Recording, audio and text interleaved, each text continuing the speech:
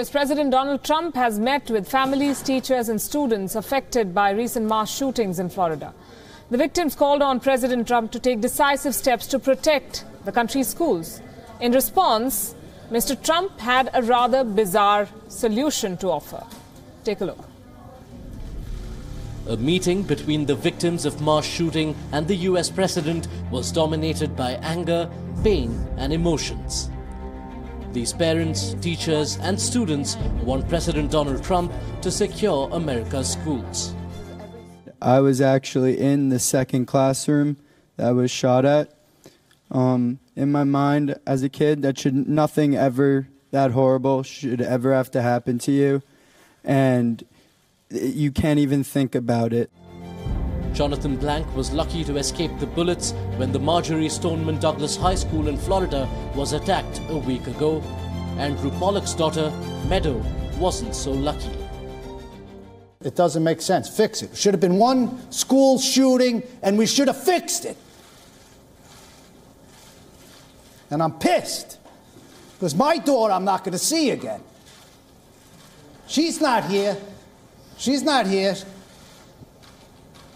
She's in North Lauderdale at whatever it is, King David Cemetery. That's where I go to see my kid now.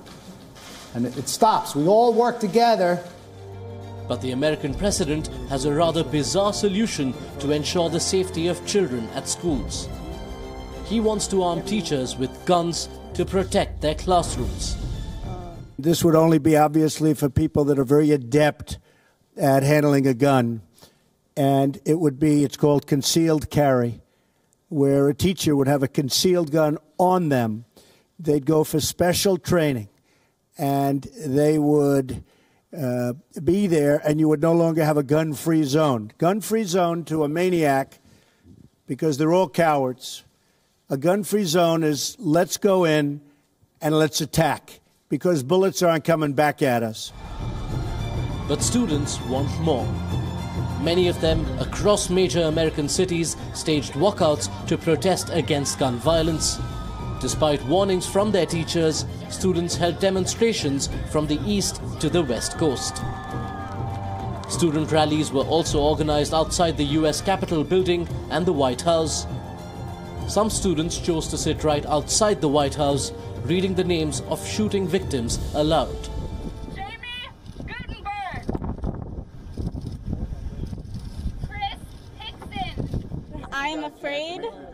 I am afraid that I will be the next shooting, and I am afraid that my family will have to hear the news that I didn't make it.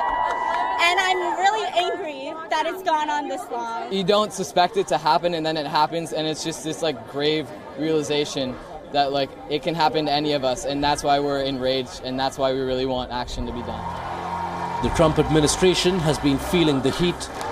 Just days after the horrific shooting in Florida, the Trump administration said it will take steps to ban gun accessories like bump stocks, which make it easier to fire rounds more quickly. And just a few moments ago, I signed a memorandum directing the Attorney General to propose regulations to ban all devices that turn legal weapons into machine guns. I expect that these critical regulations will be finalized, Jeff, very soon.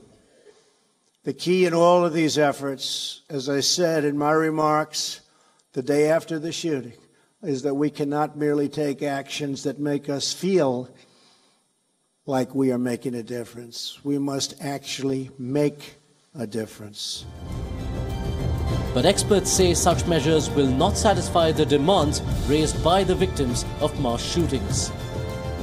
The gun culture is deep-rooted in America. US citizens make up less than 5% of the world's population, but they still own roughly 42% of all the world's privately held firearms. Previous efforts to introduce gun control measures have gone nowhere in the US Congress. Bureau Report, WION. The outcry in the fight against American gun laws assumed new proportions when the shame on you speech by the young Florida shooting survivor took the internet by storm. Emma Gonzalez, in her poignant address on the 17th of February at the anti-gun rally in Florida, censured all the politicians in America who took donations from the National Rifle Association. The fiery speech targeted President Trump for suggesting that the root cause of these mass shootings was the crisis of mental health, avoiding any mention whatsoever of tightening gun laws. The speech set a new paradigm in the gun control debate, with many calling her a new hero, a new leader in the fight against gun violence. Listen into what she said.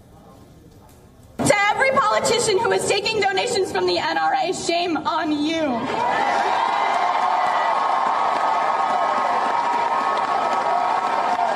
In February of 2017, 1 year ago, President Trump repealed an Obama-era regulation that would have made it easier to block the sale of firearms to people with certain mental illnesses. From the interactions that I had with the shooter before the shooting and the information that I currently know about him, I don't really know if he was mentally ill, but I wrote this before I heard what Delaney said. Delaney said that he was diagnosed.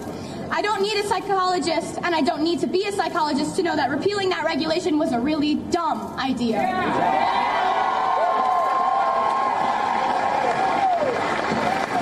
Republican Senator Chuck Grassley of Iowa was the sole sponsor on this bill that stops the FBI from performing background checks on people adjudicated to be mentally ill, and now he's stating for the record, well, it's a shame that the FBI isn't doing background checks on these mentally ill people. Well, duh! You took that opportunity away last year!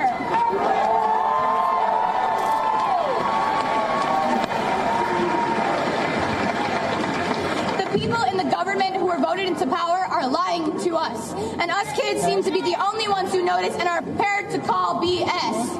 Companies trying to make caricatures of the teenagers nowadays, saying that all we are is self-involved and trend-obsessed, and they hush us into submissions when our message doesn't reach the ears of the nation. We are prepared to call BS.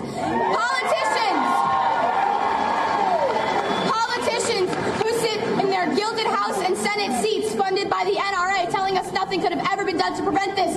We call BS. They say that tougher gun laws do not decrease gun violence. We call BS. They say a good guy with a gun stops a bad guy with a gun. We call BS. They say guns are just tools like knives and are as dangerous as cars. We call BS. No, they say that no laws could have been able to prevent the hundreds of senseless tragedies that have occurred. We call BS. Us kids don't know what we're talking about, that we're too young to understand how the government works. We call BS. If you agree, register to vote. Contact your local congresspeople. Give them a piece of your mind. As tragic as it is, school shootings have become fairly common in the U.S., and a discernible pattern has now emerged. Every mass shooting incident is followed by a protest. There's condemnation, some attempts are made to push for change, but give any campaign 2 weeks and it fizzles out. Why is it nearly impossible for the United States of America to pass gun control laws?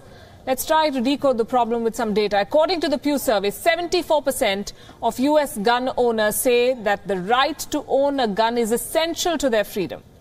44% of this population believes that the ease with which people can buy guns in America contributes to the trend of gun violence. The National Rifle Association is the big villain here. The National Rifle Association has effectively used the sentiment to influence decisions over gun control in Washington. It is one of the most influential interest groups in American politics, especially within the Republican Party. Sample this.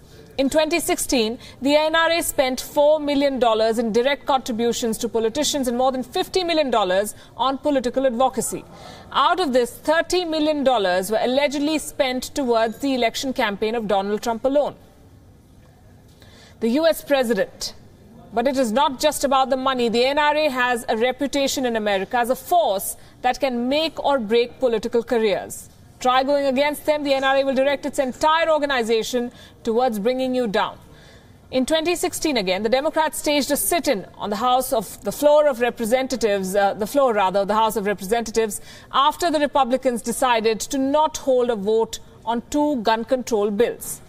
The protest went on for 25 hours. but it failed to spark any legislative action. That is the might of the NRA. The Republicans control both houses of the U.S. Congress now, and previous efforts to introduce gun control measures have gone nowhere.